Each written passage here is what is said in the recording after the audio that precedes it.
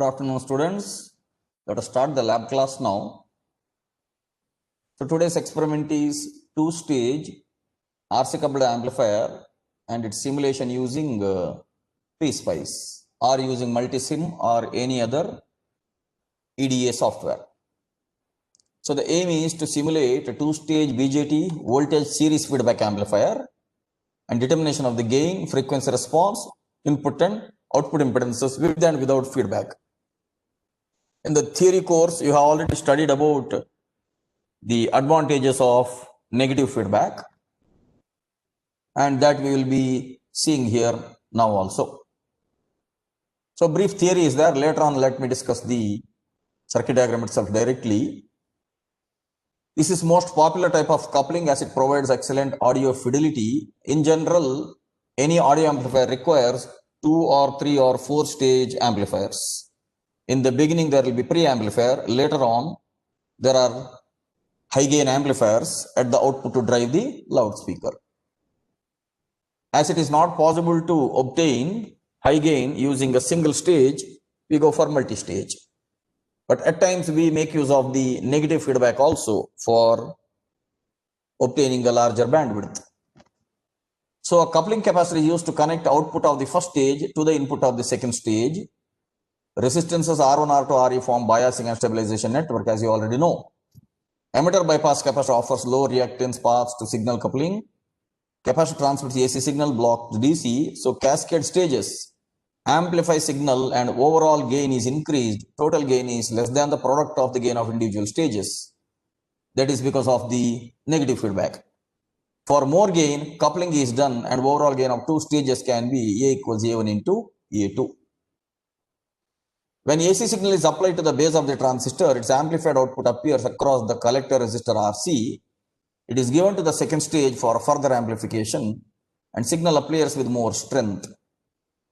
Frequency response curve is obtained by plotting a graph between frequency and gain in decibels.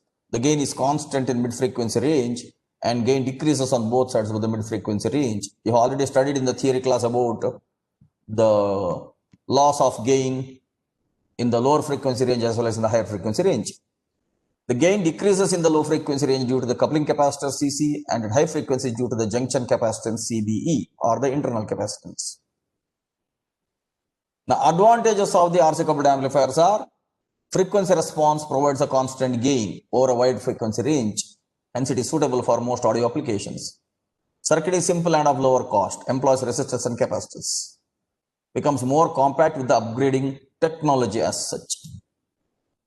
Disadvantages are voltage and power gain are low because of the effective load resistance and they become noisy with age. When the device gets aged, it will develop other parasitic capacitances because of aging. There is a poor impedance matching, so power transfer will be low. Now to match the impedance, we will have to use emitter followers at times. Applications are, they have excellent audio fidelity over a wide range of frequency, widely used as voltage amplifiers, not as power amplifiers. Due to poor impedance matching, RC coupling is rarely used in the final stages. In the final stages, we generally go for emitter follower, which will give high input impedance and low output impedance, and it will give current gain. And you are already studying about the power amplifiers now in the theory classes as well. Now coming to the circuit diagram, you can see the circuit diagram here. Let me see whether I can zoom in.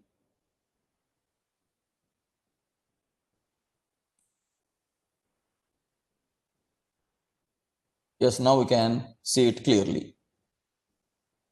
This is a two-stage BJT voltage series feedback amplifier without feedback. You can see here, this is a regular RC coupled amplifier. The only difference is at the bottom. I will come back to that later on. Let me annotate now.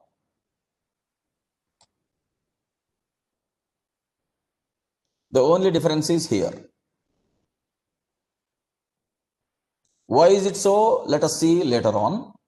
But you can see 330 ohms plus 150 ohms is almost the same. Here it is 470 ohms. Here it is 330 plus 150 is around 480 ohms. So the emitter resistor DC bias is the same across this Re also across the second transistor's emitter also. And you can see all other things are identical. At the base, we have a 47K and 10K. Here we have 47K and 10K. Here we have 2.2K. Here also we have 2.2K. The transistor used is the same.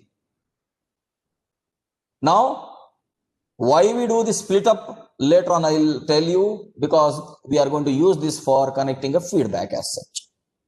Otherwise, the Q point of the first amplifier and the Q point of the second amplifier are almost at the same point because of the same emitter resistance.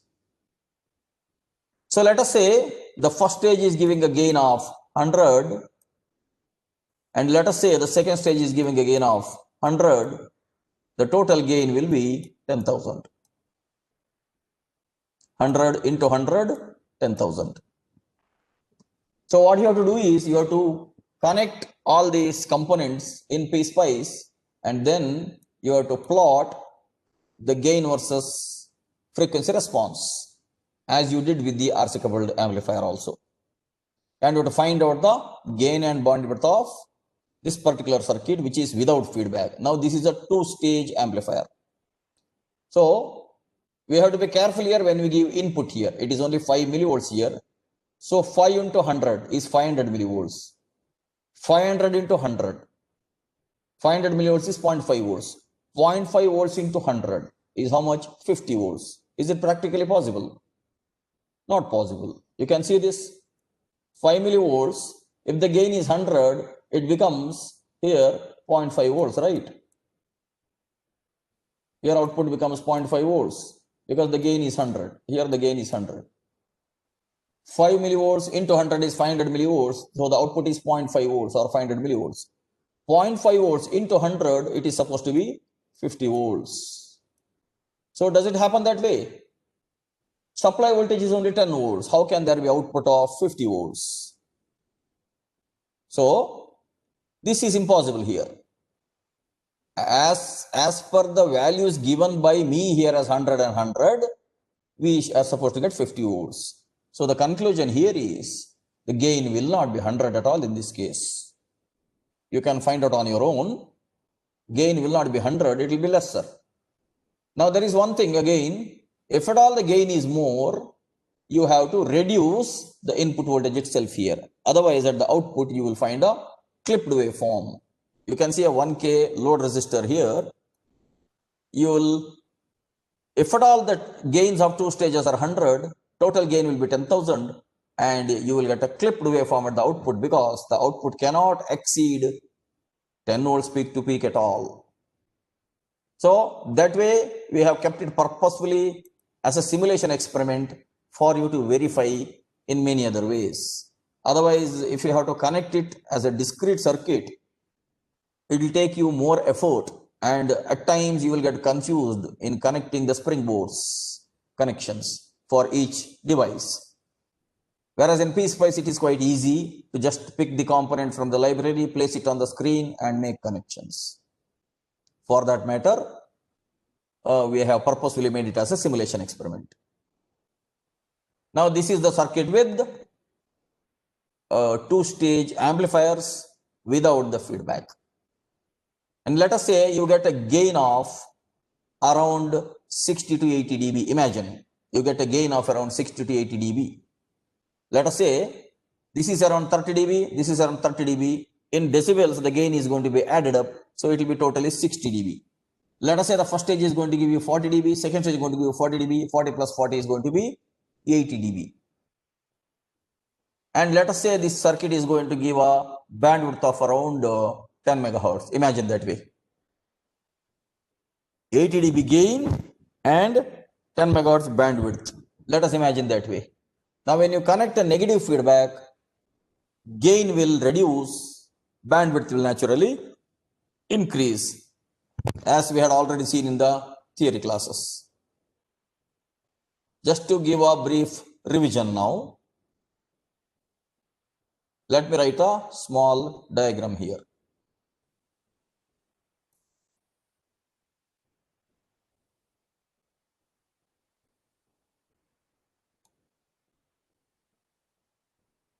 This is gain, AV, in decibels. And this is frequency. So let us suppose now that the gain curve is like this. And let us say this value is around 80 dB now. I am discussing the two stage now. In the two stage, let us imagine this point is now 80 dB. Now let us imagine at a 3 dB cutoff point, the frequency is around 10 megahertz.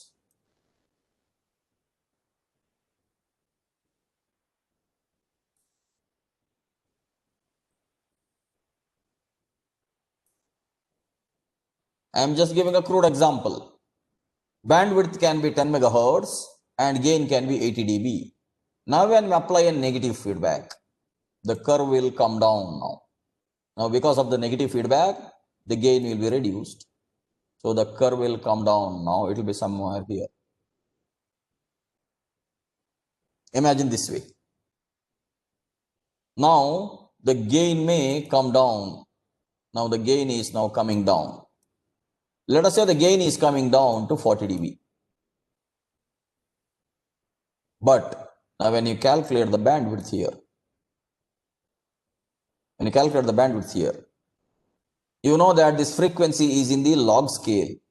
So now you can see this point and you can see this point. At the lower frequency range, it is in a few hertz. But at the upper frequency range, it is in a range of megahertz or gigahertz. Please remember the x-axis is in the log scale. So here it is in the megahertz or gigahertz. So when we take the bandwidth from this point to this point, the bandwidth is going to increase maybe to 100 megahertz or to 200 megahertz or still more. Because as you know, at the right hand side, the x-axis is in the log scale. So we will have an increase in bandwidth. In the theory class also it was mentioned, and here also now I say that there is a factor called GBP. It is called gain bandwidth product. Gain bandwidth product means if gain is more, then bandwidth is less. If gain is less, then bandwidth is more, as is evident from the diagram here. So for any given amplifier circuit, the gain bandwidth product is constant, which means if we want to have a larger gain, we have to compromise on the bandwidth. Now, if you want to have a larger bandwidth, we have to compromise on the gain. But as already discussed in the theory class, even though the reduction in gain is one disadvantage, it has got 6 other advantages. So those 6 advantages were already discussed. One major advantage is increasing in the bandwidth. So now let us see in the next portion of this class, how are we going to give a negative feedback to the same two-stage amplifier, and how we are going to achieve the larger bandwidth. So I'll stop annotating. I'll show you the circuit with feedback now.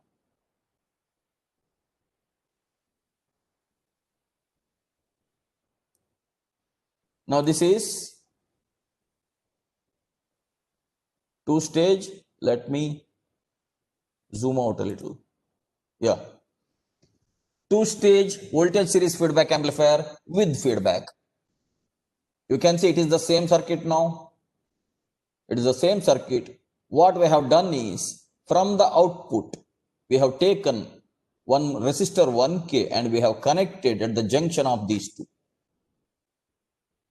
Now, can anybody tell me how this is a negative feedback? Can anyone tell me? Later on, I will tell you why we are splitting this. But can anyone tell me how this is a negative feedback?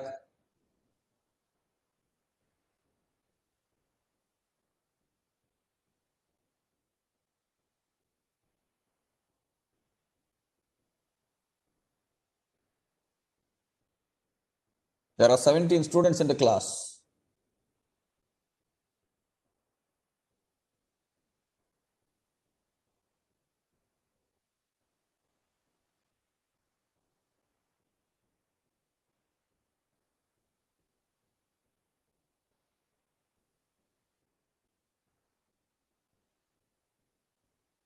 Okay, fine. Nobody is answering. Fine. Let me write some waveforms here so that it is easy for you to understand. Now this is the input signal we are giving, and at the collector we have this waveform. This is a common emitter amplifier which is going to give you 180-degree phase shift. And further one more amplifier. This is also going to give you 180-degree phase shift, due to which we have this still larger waveform in this manner. So at the input we are giving a small input signal, and that gets amplified by the first stage, then it gets amplified by the second stage further. Now you can see the input and the output at the second stage are in phase, because each common emitter configuration is going to give you 180-degree phase shift. Now the output of this particular, so a small portion of this particular output is taken back through this 1K. You can see this 1K. Let me change the color. Through this 1 kilo ohms, a small portion, this is now the feedback network. Through this 1 kilo ohms, a small portion of the output is fed back to the input. Now it is fed back not to the base, but to the emitter. Just consider this here. Let me write a waveform here at the emitter. At the emitter, now the waveform is like this, because there will be no phase shift between the input and output if the output is taken at the emitter. You already know about emitter follower. If the base current increases, emitter current increases, right? Emitter current increases, emitter voltage across this resistors is also going to increase. Whereas the voltage at the collector is going to reduce because transistor is coming towards saturation region. So there is no phase difference between base and emitter. Now see this particular portion. This, let me use a different color now. Already at the emitter there is some voltage. Now there is an output voltage coming back through this resistor, and that is fed here at the junction. And now this voltage and this voltage are in phase. Now this corresponds to this, whereas this corresponds to this. But these two are in phase. When these two are in phase, what is going to happen? At the emitter, these two voltages are going to have a addition. It is an algebraic sum. When it is an algebraic sum, I can write it this way. I can retain it that way. Now you can see when they are in phase, both will get added up, and at the emitter, the voltage will increase. At the emitter, when the voltage increases, gradually the base to emitter junction gets reverse biased. The base to emitter junction is going to be reverse biased. When the base to emitter junction is going to be reverse biased, the transistor is slightly going towards cutoff region. When the transistor is going slightly towards cutoff region, then the gain is going to reduce. Naturally, the gain is going to reduce. The Q point is slightly going to shift because of the change in voltage when the AC is there. When the AC is not there, there is no problem there. When the AC is not there, you can see it is 150 ohms and 330 ohms. As I told you, the resistance is same. Let me annotate once again. Let us say, as far as DC is concerned, if this is 1 volts DC, then here also it is 1 volts DC. I am giving an example.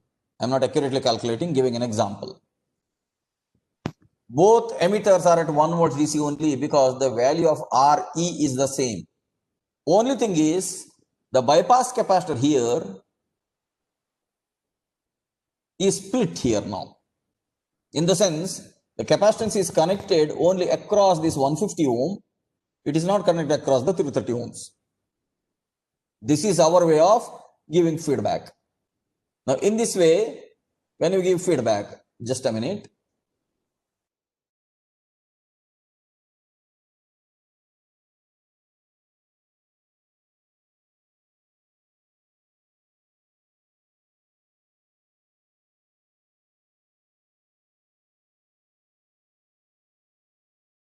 Okay, let me resume the discussion. We had split this resistance for the purpose of giving feedback. Now, if we don't split it in this way, then we have to connect the capacitor to ground. If you connect this capacitor to ground, then whatever feedback we connect also, that will be grounded by the capacitor, right? So when the feedback signal is coming, I will write the waveforms once again.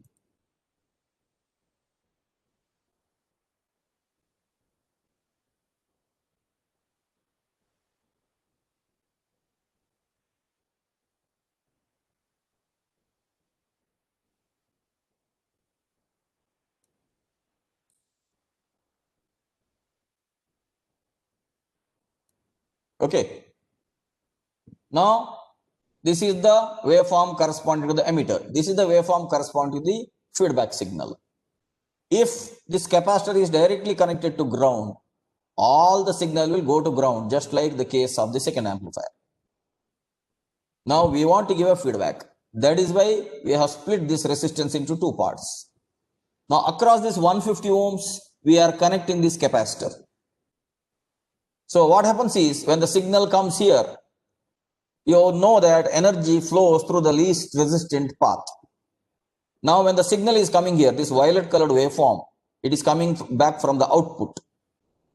When it is coming here, you can see that one side there is a 330 ohms, other side there is this 100 microfarad. Now 100 microfarad is the least resistant path. You already know that X is equal to 1 by 2 pi Fc. So 100 microfarad is the least resistant path. So maximum signal flows through 100 microfarad and it is available here at the emitter. Now naturally at the emitter, the AC voltage will be added up. These two waveforms are going to be added up, and at the emitter there will be a larger voltage. Larger voltage at the emitter is going to reverse bias the base to emitter junction, as I told you earlier. And that is how the conductivity of the first transistor Q1 is affected, and the Q point is also affected slightly, due to which the gain is reduced. The transistor will be moving towards cutoff region whenever the feedback is there. But signal clipping will not be there. Why signal clipping will not be there? Because we are giving a very less value of input. That I told you already in the beginning, that in case of multi-stage amplifiers, when gain gets multiplied, input signal cannot be much larger, otherwise it will lead into clipping. Now with this particular circuitry, because of this negative feedback, gain is going to be reduced. But as you know, when the gain is going to be reduced, bandwidth is going to be increased. So you have to make a connection in this manner, and then you have to measure the gain of this circuit also, you have to measure the bandwidth of the circuit also. Finally, you will have to compare that gain bandwidth product in both the cases is going to be constant almost. That is the idea here. Any questions here?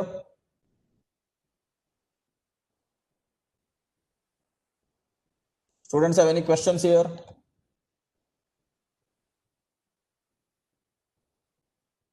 I hope students are listening to us. So what would the construction be if it was a What is the? positive feedback? Yeah. Would the construction be the same? For the positive feedback, instead of connecting at the emitter, you will have to connect at the base itself. Then it will become an oscillator. I will show you. Let us say the same circuit you want to make it as a positive feedback. What you have to do is, instead of making a connection here, you have to make a connection directly here.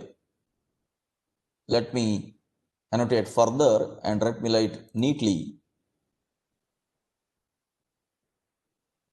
Now this line, instead of connecting it here, this connection should not be there. This connection should not be there. Instead,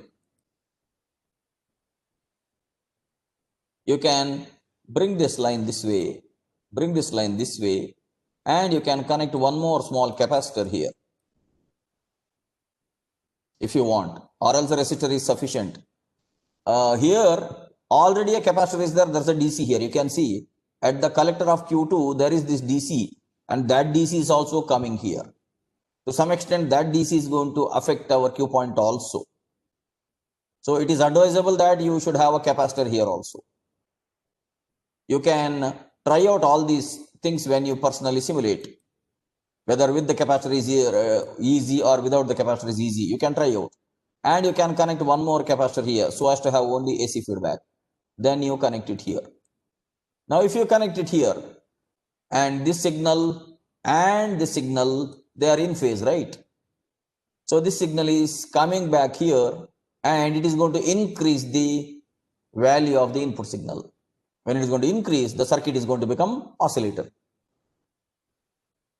Now we have already seen how to work with oscillators. Oscillators are possible even with the single stage also, not with the dual stage. Now this is a dual stage amplifier. Here we are trying to see how when we reduce the gain by negative feedback, how bandwidth is getting increased. We are not working with the positive feedback here because we have already worked with the positive feedback in the case of Hartley and Colpitt's oscillators and in the case of RC phase shift oscillators also. So I think I have answered your question. You wanted to know how positive feedback can be given. If positive feedback has to be given, you have to give it to the base directly. If negative feedback has to be given, you have to give it to the emitter there. The idea here is when you give a negative feedback, you want the conductivity of the transistor to be affected in the negative direction. But in the case of this positive feedback in whatever way I showed you, here the conductivity will be increased. The transistor will go more towards saturation here because the input signal is increased. And due to which an input signal is increased further by the continuous feedback in a positive fashion, the same signal will come back to the input and will become an oscillator. After some time, even if you remove this, let us say you remove this input, it is not required at all. This will keep on continuously oscillating on its own. Did you get the answer? Yes, sir. Yeah, if students have any other questions, you can ask us.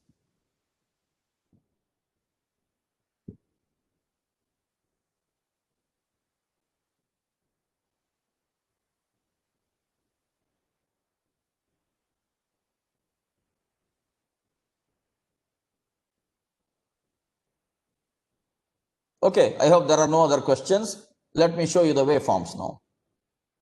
Look at this one. This is the waveform without feedback. It is from 10 kilohertz going up, 100 kilohertz, and up to 1 megahertz, up to 10 megahertz. It is going.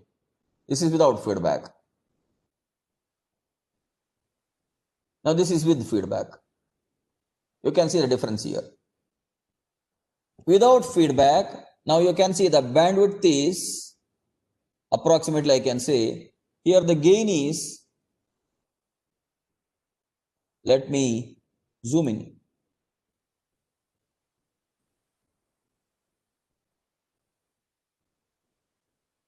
Now without feedback, for a 5 millivolts input, you are getting a 600 millivolts output approximately.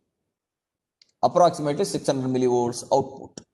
Means it is around 120 times, right? 120 times is the gain. So let me write here. Here AV is 120.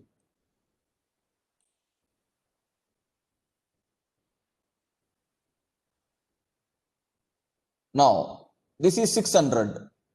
Oh, again, when I annotate, I am unable to see the other side. Left side, I am unable to see. Let me stop annotating. Now remember, the gain is 120. Now from 600, let me come down to 0.7 of 600. That is around 420 millivolts. So where is that 420 millivolts? Around 400 millivolts. Somewhere here. Somewhere this line. So when we measure here, approximately I am telling, when we measure here, this is around 90 kilohertz and this is around, let us say 2 megahertz, because the x-axis is in the log scale. 2 megahertz minus 90 kilohertz. 2 minus 0.9. Okay. 2 minus 0.9 is 1.1, right? 2 megahertz minus 90 kilohertz, right? 90 kilohertz is 0.09. Okay, so 0.09, yes. 2 minus 0.09 is 1.91 megahertz. So remember, without the feedback, gain is 120 and bandwidth is 1.91 megahertz. Let us say it is let us say approximately it is 2 megahertz only. 2 megahertz and 120 gain. So what is GBP now? GBP for this amplifier is 120 is the gain into 2 is 240 mega, because it is 2 megahertz is the bandwidth. So totally GBP is 240 mega. We can remember this way. For this amplifier, the gain bandwidth product is 240 mega. Please remember this, because when I go to the next portion, I may forget whatever I have written. Because I am annotating, it will go away now. Anyway, I'll try to remember this. 120 into 2, 240 mega. Now let us come to the circuit with feedback. This is with feedback. First, let me write our GBP was, let me write at the top.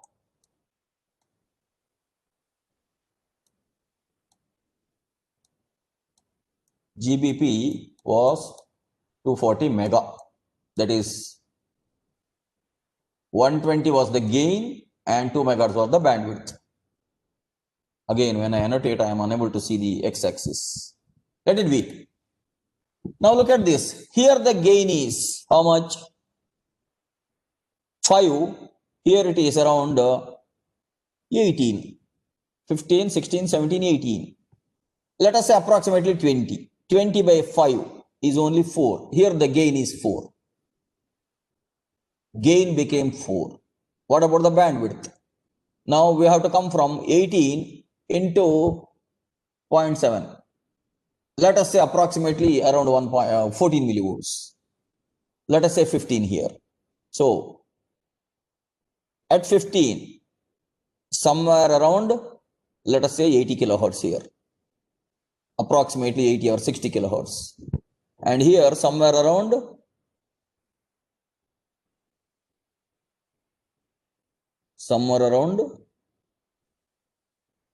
50 megahertz, right? 50 to 60 megahertz. 60 megahertz minus 80 kilohertz.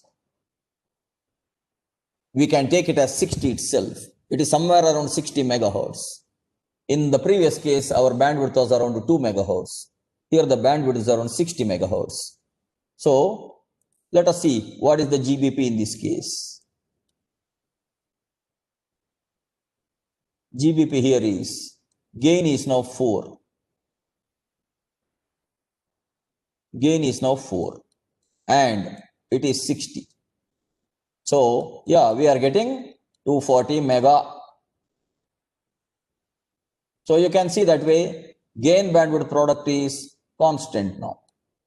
We are getting around 240 mega because here it is 4 into 60 mega. Gain is approximately 4 and the bandwidth is approximately 60 megahertz. We are getting 240 mega. So for a given amplifier, the gain bandwidth product is fixed. When you reduce the gain, automatically you will increase the bandwidth. And there are many other advantages: reduced noise, reduced distortion, increased input impedance, reduced output impedance. They are all the additional advantages of the negative feedback. So this is how we have seen how by applying the negative feedback, now we are able to obtain the larger bandwidth despite the reduced gain.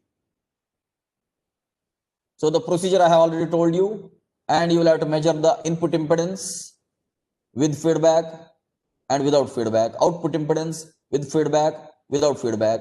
All these procedures you are already familiar. Now that is the end of today's experiment. You will have to simulate it and you will have to gradually verify the results. Those who have already downloaded PSpice and installed, I would again advise you that you practice all these experiments at home. Or else whenever we call you to the college for practices, then here also we will show you the demonstration. Mostly, shortly we will be calling you for practices also to the college. Whoever is willing to come to college, they can come to college and practice in the lab. I would advise you to come to the college and start practicing at the lab. For those students who are at Bangalore, it is better that you come to college and start practicing in the labs. Okay, if you have any questions, you can ask us or else we can wind up. Meeting will be on. You will have to write the observation book for today and you will have to upload it into the Google class. If you have any questions, you can ask us.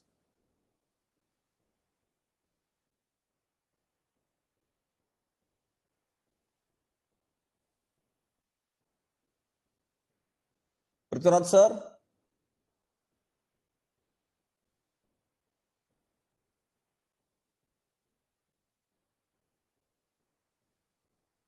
I think Prithviraj sir has already put the assignment in the Google class for today's observation book. You can upload the observation book. I'll stop recording and I'll remain muted, but meeting will be on.